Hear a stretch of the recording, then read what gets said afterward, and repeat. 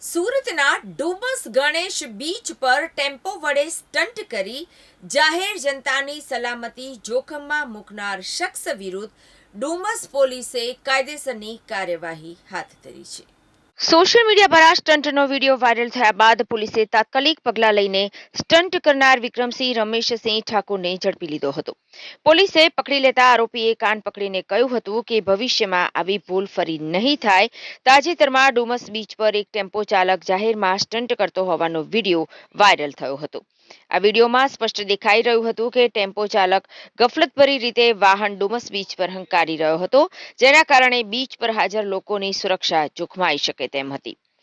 આ બાબત ડુમસ પોલીસના ધ્યાન પર આવતા ડુમસ પોલીસ ઇન્સ્પેક્ટર NV ભરવાડની સૂચનાથી તાત્કાલિક કાર્યવાહી હાથ ધરવામાં આવી હતી. પોલીસે વાયરલ વિડીયોના આધારે સ્ટન્ટ કરનાર શખ્સ વિક્રમસિંહ રમેશસિંહ ઠાકુરને પકડી પાડ્યો હતો. પોલીસની પૂછપરછ દરમિયાન વિક્રમસિંહ ઠાકુરે પોતાની ભૂલ સ્વીકારી હતી અને ભવિષ્યમાં આવી ભૂલ ફરી નહીં થાય તેવી બાંહેધરી આપી હતી. ડુમસ પોલીસે તેની વિરુદ્ધ કાયદેસરની કાર્યવાહી કરી છે.